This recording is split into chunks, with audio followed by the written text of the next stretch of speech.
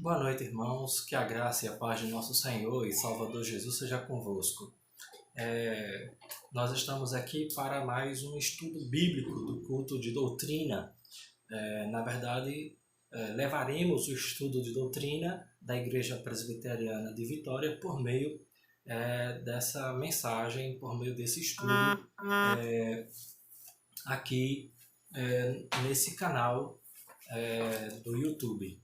Queremos pedir aos irmãos que estejam em oração por nós, que estejam clamando ao Senhor também por nossas vidas, para que Deus seja glorificado em nossa vida, seja glorificado também nessa circunstância que estamos vivendo nesse período de quarentena por causa da pandemia. Queremos orar ao Senhor e buscá-lo em oração nesse momento, em nome de Jesus, nosso Senhor. Amado Deus, eterno Pai que está nos céus, obrigado por tua graça, bondade e misericórdia para conosco. Obrigado porque até aqui o Senhor tem nos sustentado, nos ajudado e nos concedido tua graça e favor. Olha mais uma vez para nós, tenha piedade de nossas vidas, perdoa os nossos pecados, e esteja o Senhor iluminando os olhos do nosso coração e da nossa mente para contemplarmos as maravilhas da Tua Palavra e vivermos de acordo com os Teus ensinos. Ajuda-nos a compreendermos este tema em parte difícil, complexo, mas que está demonstrado em Tua Palavra, ensinado em Tua Palavra, e nós precisamos compreender este tema de modo que o Teu nome seja glorificado. É o que rogamos a Ti, agradecidos em nome de Jesus. Amém. Meus queridos, nós estamos estudando o caderno, o segundo caderno do Verdades Essenciais da Fé Cristã, de R.C. Sproul, da editora Cultura Cristã, e nós já vimos o primeiro caderno lá na igreja e nós estamos vendo o segundo caderno. Já vimos parte dos estudos também nos cultos de doutrina de nossa igreja, e nós continuamos transmitindo essa sequência de estudos para que nós cresçamos, aprendamos, conheçamos as verdades das Escrituras referentes à salvação. E nós leremos o texto aqui de Judas, versículo 4. Nós falamos na semana passada sobre a predestinação e hoje nós vamos falar sobre a predestinação e reprovação.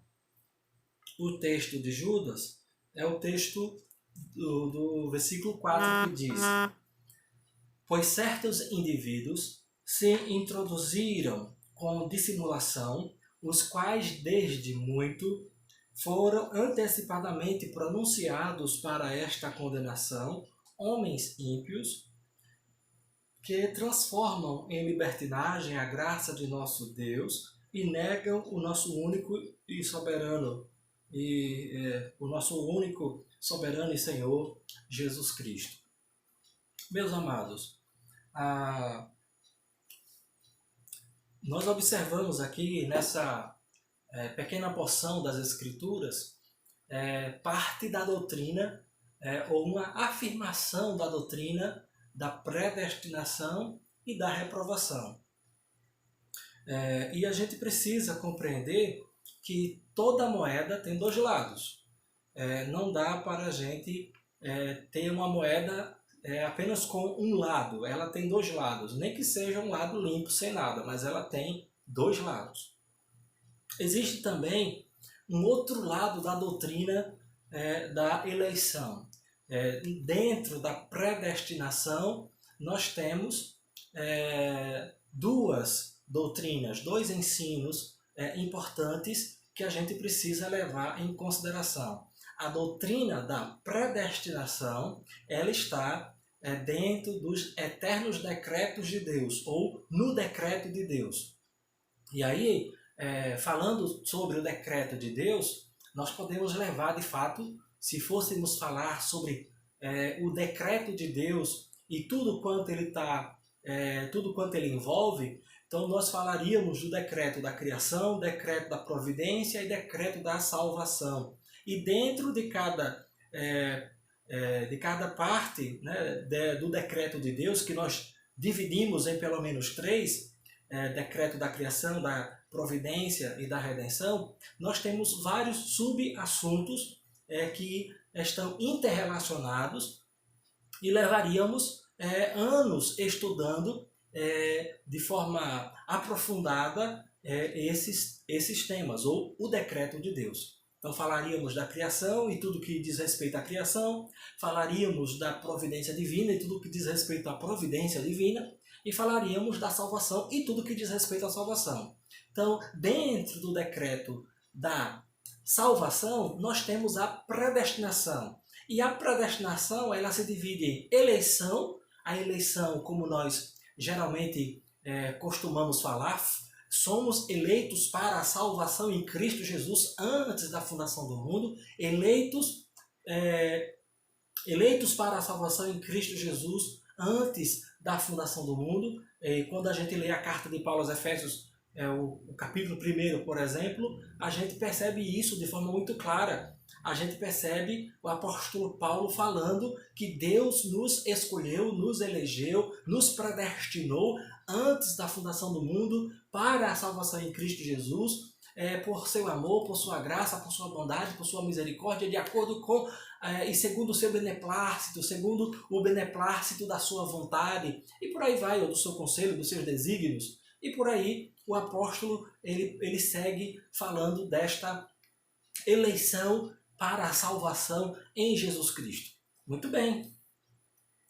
A eleição, portanto, ela refere-se apenas a um aspecto da questão mais ampla da predestinação. O outro lado da moeda é a questão da reprovação. De um lado, a predestinação fala dos eleitos para a vida eterna em Cristo Jesus. Do outro lado, a predestinação fala da reprovação, portanto, dos ímpios que não se arrependem, a reprovação dos rebeldes, dos incrédulos, dos que nunca vão aceitar Jesus. Então, o outro lado da predestinação é a reprovação destas pessoas. Deus declarou que amava Jacó, mas que odiava a Esaú. Como podemos então entender esta referência do ódio divino a Esaú? Primeiro, a predestinação ela é dupla. A única maneira de evitar a doutrina da predestinação dupla é afirmar que Deus predestina todos para a salvação, para a eleição, ou não predestina ninguém, seja para a eleição, seja para a reprovação. Então, nós devemos compreender que a predestinação ela é dupla. Dupla porque ela tem dois lados. E aí eu vou usar aqui a expressão um lado positivo, a eleição para a vida eterna em Cristo, e o lado negativo da predestinação, que é a reprovação dos ímpios, a reprovação dos incrédulos, a reprovação dos que não foram eleitos para a salvação. E eu chamaria de eleição negativa, já que Deus escolheu milhões, bilhões de pessoas para salvar em Cristo. Ao fazer isto, ele deixa a outra parte, ele deixa as outras pessoas que não foram eleitas para a salvação, ele as elegeu para a condenação eterna. Então, precisamos compreender que a predestinação ela é dupla.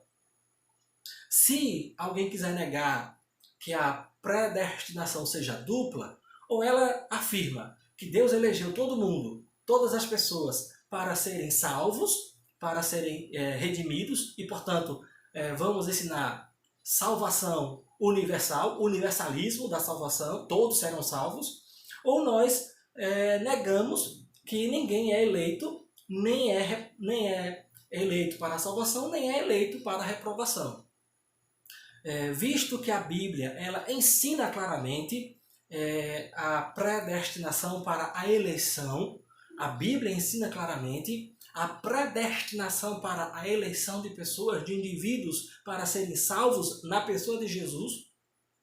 E por outro lado, a Bíblia, ela também nega a salvação universal. A Bíblia, portanto, diz que muitas pessoas serão condenadas ao fogo do inferno. Na verdade, a Bíblia diz que todos quantos não creem em Cristo Jesus como seu único e suficiente Salvador e não se arrependem de seus pecados e, portanto, não creem em Cristo, não recebem como seu Senhor e Salvador, estas pessoas ímpias, pecadoras, elas serão condenadas ao fogo do inferno, e quando morrem, vão já para o inferno, e quando Cristo vier, ressuscitarão, receberão seus corpos levemente modificados para não virarem cinzas no fogo do inferno, porque para lá voltarão depois que ressuscitarem no dia do juízo final. Portanto, a Bíblia nega que há salvação universal, que todos serão salvos. A Bíblia afirma que algumas pessoas elas serão, que milhões de pessoas, várias pessoas, ou todos quantos negam a Cristo, rejeitam a Cristo, não creem nele e não o recebem, estas pessoas já estão condenadas, estas pessoas elas irão para o inferno. Precisamos compreender que, portanto, a Bíblia ela ensina a predestinação e ela ensina que não há salvação universal, mas há salvação somente, exclusivamente na pessoa de Jesus Cristo, nosso Senhor, e em mais ninguém. Em nenhum outro Deus, em nenhuma outra pessoa, seja ela boazinha ou muito boa, não há salvação em outra pessoa. Não há absolutamente nenhuma outra pessoa em todo o universo que seja capaz de redimir, de salvar os pecadores, senão exclusivamente a pessoa de Jesus Cristo, nosso Senhor. Precisamos compreender que a dupla predestinação ela é, portanto, inevitável se nós tomarmos a Bíblia a sério, se nós levarmos o que a Bíblia diz, de fato, a sério. O ponto crucial é como entender, então, essa predestinação dupla. Alguns cristãos eles têm encarado a predestinação dupla como uma questão de causação igual. Ou seja, onde Deus é igualmente responsável por fazer com que o réprobo, o ímpio, ele não creia. Assim como é responsável, como Deus é responsável em fazer com que o eleito para a salvação em Cristo, creia em Jesus e o receba como Senhor e Salvador. A isto chamamos de visão positivo da predestinação. Mas essa não é a visão adequada da predestinação. A visão positivo da predestinação ensina que Deus intervém positiva e ativamente na vida dos eleitos para operar a graça em seus corações e levá-los à fé. Semelhantemente, no caso dos réprobos, dos perversos, e essa posição, essa visão positivo da predestinação, ensina que Deus opera o mal nos corações dos incrédulos e impede-os ativamente que eles cheguem à fé. Esse ponto de vista tem sido frequentemente chamado de hipercalvinismo, porque vai além do ponto de vista de Calvino, vai além do ponto de vista de Lutero, vai além do ponto de vista dos reformadores e, portanto, vai, para a nossa compreensão, vai além da Bíblia. Cremos que a visão bíblico-reformada, portanto, a nossa visão presbiteriana, a predestinação dupla, ela segue um esquema positivo-negativo. Ou seja, no caso dos eleitos, Deus opera, Deus age, Deus intervém positivamente, ativamente, intervém e opera a graça no coração dos eleitos, levando-os à fé salvadora. Então, compreendemos que no caso dos eleitos, Deus opera sim ativamente, caso contrário, esses eleitos não aceitariam Cristo, não receberiam Jesus. E, portanto, permaneceriam mortos em seus delitos e pecados. Mas cremos que, quanto aos eleitos, Deus vence suas resistências, o Espírito Santo opera na mente, na alma, no coração, nas emoções, nos pensamentos, na razão dos eleitos, fazendo com que eles compreendam, eles entendam a palavra de Deus, o Evangelho de Jesus, e que necessitam de justificação em Cristo, necessitam de salvação em Cristo e precisam, portanto, somente da pessoa de Jesus para ser o seu Salvador, o seu Senhor, todo suficiente. E, portanto, o Espírito Santo regenera o eleito, regenera o pecador eleito para a salvação, ele regenera, faz nascer de novo, gera fé e arrependimento no coração deste pecador regenerado, nascido de novo, e o Espírito Santo faz este pecador crer e receber Jesus Cristo como Senhor e Salvador. É uma operação ativa de Deus, onde ele intervém e leva o pecador à fé salvadora em Jesus. No caso dos incrédulos, no caso dos réprobos, no caso dos reprovados, no caso daqueles que nunca aceitarão a Cristo, no caso do outro lado da predestinação dupla, a reprovação, no caso destas pessoas que serão reprovadas e já estão reprovadas, Deus não opera o mal em seus corações, Deus não é autor do mal, Deus não opera o mal no coração dos réprobos, daqueles que nunca vão crer em Jesus. Deus nunca opera o mal no coração deles. Deus não os impede de chegarem à fé. Pelo contrário, Deus deixa que eles sigam os seus próprios esquemas pecaminosos. Deus os ignora. Deus os ignora. Deus não olha para eles com misericórdia para salvá-los. Deus os ignora simplesmente. Deus deixa que eles sigam seus próprios corações, seus próprios caminhos, suas próprias escolhas, sem intervir na vida deles para que eles se arrependam, sem intervir na vida deles para que eles se lembrem de Deus. Deus não faz isto com estas pessoas. Deus, deixa-os seguir seus próprios caminhos, suas próprias escolhas. Quanto aos eleitos, Deus intervém. Se o eleito quer viver na idolatria, Deus intervém para abrir os olhos do eleito para que o eleito abandone a idolatria. Se o eleito quer viver em algum vício, Deus intervém para libertar o eleito daquele vício e ele se lembrar de Deus e buscar a salvação em Cristo.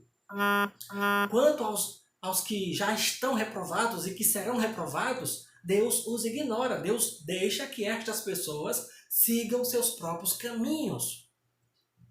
Meus queridos, a atividade de Deus é assimétrica entre os eleitos e os réprobos. São atividades diferentes. Uma é uma atividade positiva, Deus age, Deus intervém para salvar os pecadores que foram eleitos para a salvação em Cristo. E quanto aos réprobos, Deus os ignora. Deus não intervém na vida deles para salvá-los. Deus não opera na vida deles arrependimento e fé. Deus deixa que eles sigam seus próprios corações corruptos e pecaminosos. Existe, contudo, um tipo de igual supremacia. O réprobo, o que já está reprovado e que será reprovado, que nunca vai chegar à fé em Jesus, a quem Deus ignora, está definitivamente condenado. Veja, o número dos eleitos para a vida eterna em Cristo, este número nunca vai mudar. É um número já estabelecido por Deus na eternidade, decidido por Deus na eternidade, e é um número que não vai ser alterado. O número que Deus estabeleceu, determinou para salvar, este número permanece. Então não vai haver um aumento de eleitos, nem vai haver diminuição de eleitos daqueles que Deus predestinou para a salvação em Cristo Jesus. Não vai haver aumento de salvos. Só serão salvos os que Deus predestinou para serem salvos. E precisamos compreender que O perverso, portanto, ele nunca vai ser objeto da graça salvadora em Cristo Jesus. O reprovado, o que não foi eleito para a vida eterna, o que é ignorado por Deus, o que é deixado seguir seu próprio caminho por Deus, esta pessoa, ela nunca vai ser objeto da graça salvadora. Ela nunca vai ser objeto da redenção. Ela nunca vai ser objeto da obra vicária de Jesus na cruz do Calvário. E, portanto, isto é certo e é inevitável que o reprovado ele já está condenado e não há como mudar seu destino. Quanto ao eleito, ou quanto aos eleitos, é certo e inevitável que eles serão salvos. Onde quer que se encontrem, no momento certo da história de suas vidas, Deus fará com que o Evangelho chegue aos ouvidos dos eleitos e eles sejam salvos. Mesmo naqueles países comunistas, fechados, mesmo naqueles países autoritários, de religião inimiga, perseguidora do cristianismo, mesmo nesses países, o Evangelho chegará aos ouvidos dos eleitos e os eleitos serão salvos. E os eleitos acreditarão em Cristo, aceitarão a Cristo e serão salvos, pois todos quantos foram predestinados para a salvação em Cristo Jesus, no tempo que Deus determinou, eles ouvirão o Evangelho e o Espírito Santo gerará no coração destas pessoas fé e arrependimento e salvação em Jesus, nosso Senhor. Precisamos, portanto, compreender que eu não sei, nem você sabe, quem são os eleitos para a vida eterna em Cristo, nem também sabemos quem são os reprovados, quem são os que foram predestinados para a reprovação. Nós também não sabemos. Então eu não posso dizer, eu não vou pregar para fulano porque ele é um reprovado. Eu não vou pregar para Beltrano, eu não vou pregar para aquele povo porque é um povo reprovado. Eu não vou pregar para aquela raça porque aquela raça é reprovada. Não podemos fazer isto, porque nós não sabemos quem são os reprovados nem quem são os eleitos. Precisamos pregar para todas as pessoas para que Deus, o Espírito Santo, opere arrependimento e salvação e fé no coração dos eleitos. Quando uma pessoa ela ouve o Evangelho, não se arrepende e morre em seus pecados, podemos afirmar, tendo em vista os frutos de sua vida, que ela era uma reprovada. Apenas e somente depois que ela morre. Por quê? Porque se ela morre sem Cristo, e os frutos da vida dela eram frutos afastados do Evangelho, afastados de Cristo, sem Deus, sem Cristo, sem fé, e nunca creu e nunca recebeu Jesus como seu Salvador, e morre nesta vida pecaminosa de seus pecados, então podemos dizer, sim, que esta pessoa ela faz parte do número dos reprovados. Agora, nós só podemos ter certeza de algo, daquilo que a palavra de Deus nos diz claramente, que devemos anunciar o Evangelho a todas as raças, povos e línguas. E, portanto, lembrarmos que Deus tem eleitos espalhados em todos os lugares, em todas as nações, e no devido tempo que é chegado para o seu eleito ouvir o Evangelho, o eleito ouvirá, o eleito receberá o Evangelho e crerá em Cristo Jesus e será salvo por Jesus, nosso Senhor.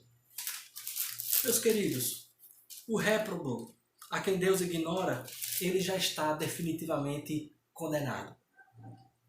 E sua condenação é tão certa e inevitável quanto é a salvação final dos eleitos.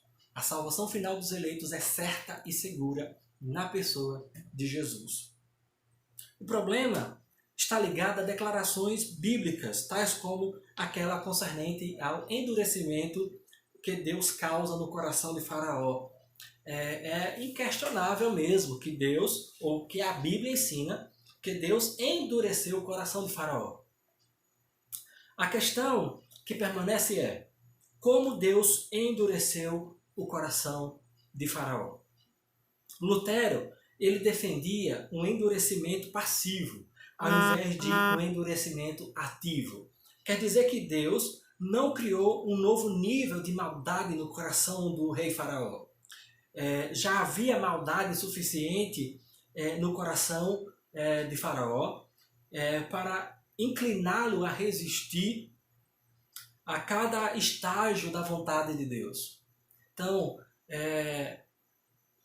havia pecado, havia maldade, havia crueldade no coração de Faraó suficiente para resistir aos estágios da vontade de Deus. E mesmo com as pragas, elas irem se intensificando, o coração de Faraó era duro o suficiente, tinha maldade suficiente para continuar resistindo à vontade de Deus.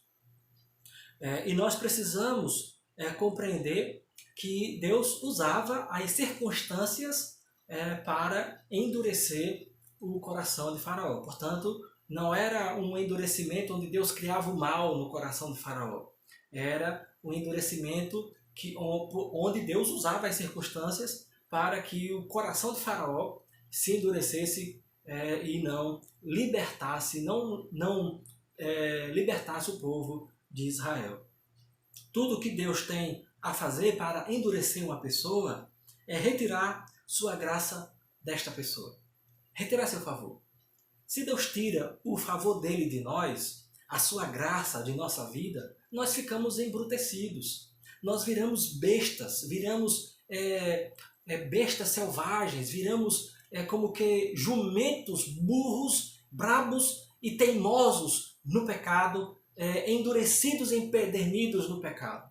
Se Deus retira a seu favor, nós nos tornamos embrutecidos, cruéis e maus, a ponto de resistirmos à sua palavra, à sua vontade e permanecermos em nossos pecados, mesmo que sejamos quebrados com o juízo de Deus, mas permanecemos endurecidos. Portanto, se Deus, portanto, retira a sua graça da pessoa e deixa que ela seja entregue aos seus próprios impulsos malignos, a pessoa ela se torna muito endurecida e ela se torna muito rebelde contra Deus. A Bíblia chama isto de entregar o homem a si mesmo e ao pecado. Entregar o homem a seus desejos pecaminosos, entregar o próprio homem a si mesmo, entregar o seu coração a si mesmo e entregar o homem ao próprio pecado, para que ele seja governado pelo pecado, pelas suas paixões, pelo seu próprio coração pecaminoso. Então, se Deus retira os freios do pecado de nossas vidas, nós nos embrutecemos. Então, Deus, ele é muito misericordioso. E nós podemos pensar, por exemplo, essa pandemia pelo coronavírus como um freio, um cabresto que Deus está pondo sobre as nações. Porque quantos crimes deixaram de ser praticados por causa dessa pandemia? Quantas mortes deixaram de ser realizadas por causa dessa pandemia? Até criminosos devem estar reclusos, guardando quarentena para não pegar o coronavírus. Então, quantos crimes deixaram de ser praticados? É evidente que outros crimes continuam sendo praticados, porque o crime nunca para, mas existem outros criminosos que devem estar, sim, se resguardando de pegar essa doença. E nós precisamos entender que Deus põe cabresto nas nações, Deus põe freios nos povos através de seus mecanismos, através de meios, de circunstâncias que a gente de repente acha que é só um vírusinho, e é Deus pondo cabresto em todo mundo, é Deus amordaçando as pessoas, é Deus colocando de fato controle sobre as pessoas. Nós não sabemos claramente os propósitos de Deus para esta situação. Sabemos, entretanto, que Ele é Deus soberano, que governa todas as coisas e que controla tudo quanto acontece no mundo. Portanto, precisamos compreender que é precisamente isto que Deus faz com os condenados ao inferno. Deus retira delas a sua graça e Deus as entrega a si mesmas. Deus entrega os homens ao seu próprio coração, à sua própria vontade, a seus próprios pecados, e o homem torna-se cada vez mais escravo do pecado, e o coração endurecido, empedernido, insensível, cauterizado, de modo que não tem como ele, por si mesmo, libertar-se das algemas do pecado, das algemas dos grilhões da morte, dos grilhões de Satanás, de modo que o homem morre em seus delitos e pecados e vai para o fogo do inferno, porque não é objeto da graça de Deus em Jesus Cristo, nosso Senhor. Meus irmãos, espero que os queridos tenham compreendido essa questão da reprovação. Quero fazer ainda os irmãos compreenderem a maneira como a gente pode entender quando o texto sagrado diz que Deus amou a Jacó e aborreceu, odiou a Esaú. O ódio não como uma paixão negativa voltada contra Esaú. Então devemos olhar esse ódio de Deus não como uma paixão negativa voltada contra Esaú, mas simplesmente como a ausência do amor redentor de Deus. Então, se Deus não demonstra seu amor redentor em Cristo para com Esaú, ele estava sendo odiado. Não era um sentimento negativo de Deus contra Esaú. Eu estou com raiva de Esaú, né? Agora eu odeio Esaú, vou fazer alguma coisa contra ele. Não era um sentimento negativo contra a pessoa de Esaú. Era simplesmente a falta da graça, do amor redentor de Deus para com Esaú. E, por outro lado, Jacó ele foi favorecido. Ele recebeu a graça e recebeu o amor de Deus, o amor redentor de Deus em Cristo na vida de Jacó. Então Jacó foi objeto da graça e Esaú não. Então se Jacó é objeto da graça salvadora, da graça redentora, Jacó ele é amado, enquanto que Esaú foi odiado, foi desprezado, foi deixado caminhar por si mesmo. Então Jacó ele foi amado, objeto da graça. Esaú ele foi deixado para seguir seus próprios caminhos. E aqui pensando na compreensão da salvação, objeto da graça salvadora foi Jacó e não Esaú. Portanto, Esaú foi odiado porque não foi objeto da graça, não foi objeto do amor redentor em Jesus. O fato de Deus ter amado Jacó significa simplesmente que o fez recipiente de sua graça imerecida. Jacó não merecia a graça salvadora, mas ele foi objeto dessa graça. Ele, portanto, foi amado. Esaú também não merecia a graça, mas ele não recebeu. Portanto, ele foi negligenciado, ele foi abandonado, deixado seguir seu próprio caminho. Ele, portanto, não foi objeto da graça salvadora. Ele, portanto, não foi amado com a graça salvadora. Nesse sentido, ele foi odiado por Deus. Deus deu a Jacó um benefício que este não merecia. Esaú não recebeu o mesmo benefício. E, nesse sentido, Deus o odiou. É assim que devemos compreender esse assunto, é assim que devemos compreender essa expressão que diz: amei Jacó e aborreci, odiei Esaú. No sentido de que Deus fez Jacó objeto de sua graça salvadora, quanto a Esaú, não. Portanto, Esaú foi odiado porque não foi feito objeto da graça salvadora, da graça redentora, do amor redentor de Deus em Jesus Cristo, nosso Senhor. Meus irmãos, mais uma vez, quero lembrar aos queridos de que essas verdades, elas são verdades importantes, mas elas são verdades que devem, primeiro, nos fazer dar graças a Deus por sermos nós objetos deste amor imerecido. Nós somos objetos da graça salvadora em Cristo Jesus. E, portanto, isso deve nos fazer ficar alegres, porque somos objetos dessa graça, desse amor redentor em Cristo, mas também essa doutrina deve gerar em nosso coração gratidão. Gratidão a Deus, porque Ele nos escolheu em Cristo sem merecermos. Não merecíamos a graça, não merecíamos o amor de Deus, não merecíamos a salvação em Jesus, e Ele nos contemplou com a graça e com a salvação em Jesus Cristo, nosso Senhor. Devemos, portanto, dar graças a Deus, sermos agradecidos. E em correspondência a esse amor de Deus, nós devemos viver de acordo com a sua palavra, viver de acordo com o seu evangelho.